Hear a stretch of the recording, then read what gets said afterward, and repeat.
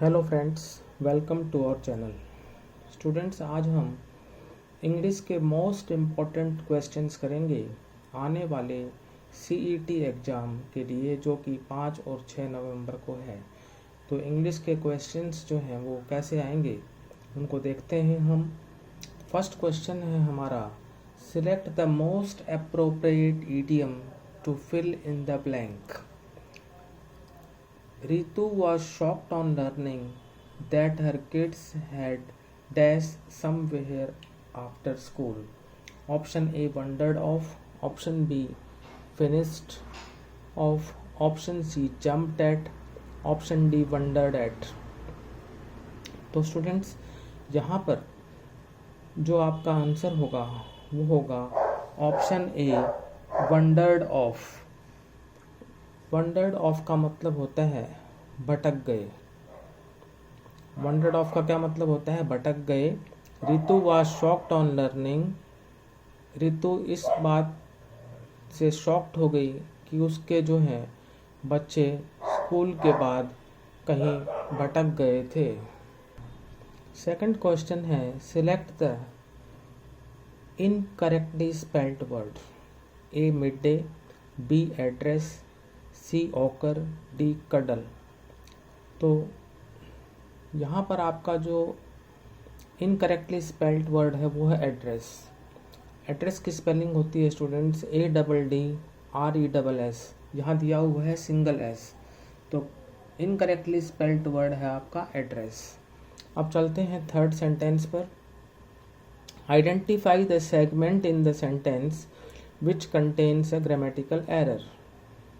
If you could wait for just an hour, you will certain be able to meet her. A option, for just half an hour. B option, be able to meet her.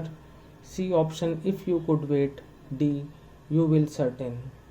तो students, यहाँ पर जो error है वो है D option, you will certain. You will certain की जगह है यू विल सर्टेनली होगा, यानी सर्टेन की जगह क्या आएगा? सर्टेनली।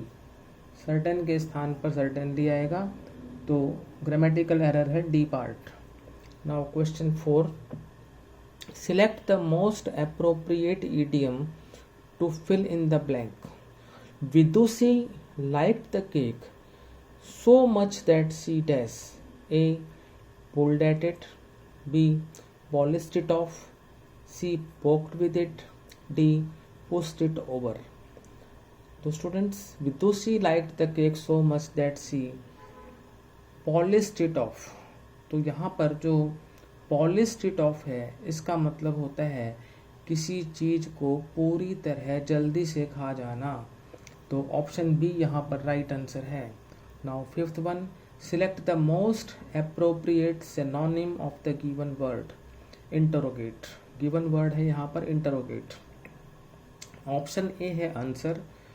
ऑप्शन बी है इन्वेस्टिगेट। ऑप्शन सी है मेडिटेट। ऑप्शन डी है डिले। तो स्टूडेंट्स, यहाँ पर जो इंटरोगेट है, इन्वेस्टिगेट है, इसका मतलब होता है पूछताछ करना, जांच करना। तो आपको समझ में आ गया होगा कि इन्वेस्टिगेट इसका मीनिंग होगा। ऑप्शन बी आपका जो है राइट है। जो अप्रोप्रिएट सिनोनिम है इंटरोगेट का वो है investigate. Now question 6, select the most appropriate meaning of the given idiom. Chinks in the armour. Given idiom है chinks in the armour. Option A weakness that can be taken advantage of. Option B, a protective shield with ventilation. Option C, an old-fashioned and useless weapon. Option D, a soldier's inner vest that protects. तो यहाँ पर chinks in the armor है, इसका जो meaning होगा वो होगा a weakness that can be taken advantage of। तो कोई कमजोरी जिसका दूसरे लाभ उठा सकते हैं। ए ऑप्शन जो है वो सही है। Now seventh one, select the word which means the same as the group of words given, lasting for only a short time. A. Solitary, B. Transient, C. Permanent और D. Joyous. तो correct answer होगा इसका option B transient. Transient का मतलब होता है क्षणिक. Lasting only for a short time means transient, Hindi में कहेंगे क्षणिक. Now question 8. Select the most appropriate word to fill in the blank. During the monsoons, it is dash to boost one's immunity with a proper diet and regular exercise. Option A advising, option B imprudent, option C improper, option D advisable.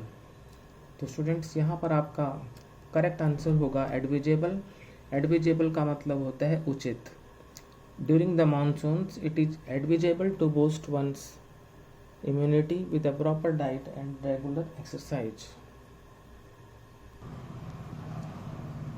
Question 9 है आपका. Select the incorrectly spelled word. Insistence, essence, tolerance, preference. तो यहाँ पर जो incorrectly spelled word है वो है students tolerance. Tolerance का मतलब होता है सहनशीलता. तो टॉलरेंस की स्पेलिंग जो होगी वो होगी TOLERANCE. यहाँ पर ENCE दिया हुआ है, हमें करना है ANCE. तो इनकरेक्टली स्पेल्ड वर्ड है tolerance. Now 10th one. Select the word which means the same as the group of words given. To prevent or alter a result or course of events. A. Intervene, B. Interchange, C. Interrelate और D. Interact. तो students यहाँ पर जो answer होगा वो होगा intervene. Option A आपका right answer है. इंटरवीन का मतलब होता है बीच में आकर किसी चीज़ का परिणाम बदलना. बीच में आकर किसी चीज़ का परिणाम बदलना, तो ये है intervene. Now 11th one. Select the most appropriate option to substitute the underlined segment in the given sentence. If there is no need to substitute it, select no substitution required. Karan was so deep affected by the film that he didn't speak a word. A. Deeper effect, B. Deeply effective, C. No substitution required, D. Deeply affected. तो यहाँ पर आपका होगा deeply affected, यानी गहरे रूप से प्रभावित. तो यहाँ पर आपको का आंसर मिल गया option D deeply affected. Next चलते हैं 12th पर. Select the most appropriate meaning of the given idiom alive and kicking. तो यहाँ पर इसका मतलब होगा स्वस्थ एवं सक्रिय. स्वस्थ एवं सक्रिय, alive and kicking. Option A to be active and healthy, option B to behave childishly, option C to be careless and unafraid, option D to be very good in football. तो स्टूडेंट्स जैसे मैंने आपको meaning बताया इसका कि स्वस्थ एवं सक्रिय, तो वो होता है एक्टिव और हेल्दी. तो option A to be active and healthy वो सही है. 13th one. Identify the segment in the sentence which contains a grammatical error. According to current research by World Health Organization, a 65-year-old person is then no longer categorized as old. Option A 65-year-old person, option B is then no longest, option C according to current research by World Health Organization, option D categorized as old. तो यहाँ पर जो grammatical error है वो है option B में, जहाँ दिया हुआ है इज देन नो लॉन्गेस्ट. यहाँ पर स्टूडेंट्स आएगा नाउ नो लॉन्गर. अब चलते हैं क्वेश्चन 14 पर। Select the most appropriate word to fill in the blank. The blood finder app is very useful in dash the correct donor. A unlocking, B locating, C establishing और D starting. तो students यहाँ पर आपका answer होगा locating. Correct answer होगा locating. Locating का मतलब finding. Now 15th one, identify the segment in the sentence which contains a grammatical error. I was thrilled to going out with my friend for the film. Option A, to going out. Option B, for the film. Option C, with my friend. Option D, I was thrilled. तो students यहाँ पर to के बाद जो है verb की first form आएगी, ing नहीं आएगा, तो टू गो आउट होना चाहिए।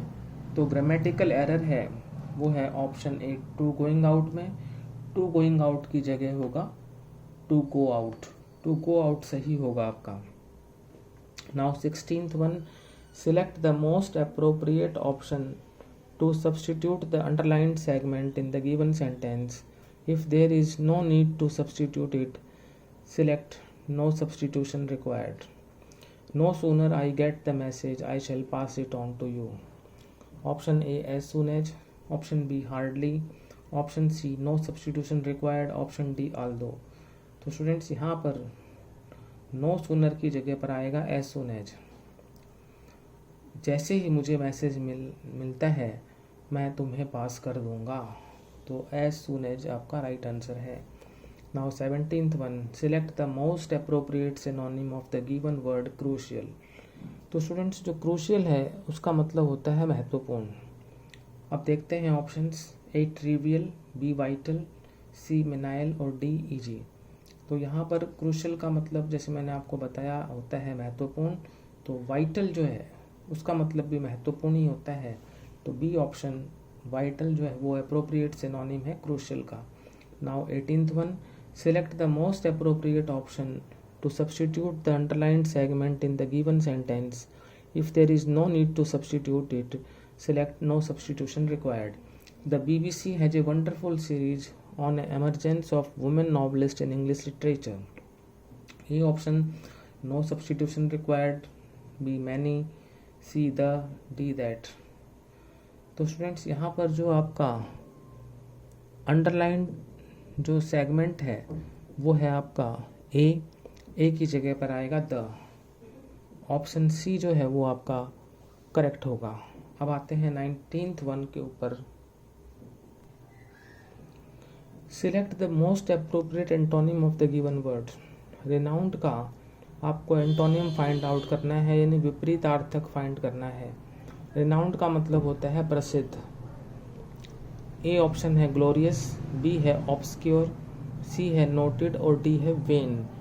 तो यहाँ पर मैं आपको चारों के मीनिंग बता देता हूँ। ग्लोरियस का मतलब होता है शानदार, ऑब्सक्योर का मतलब होता है अनजान, और नोटेड का मतलब होता है प्रसिद्ध, और वेन का मतलब होता है घमंडी।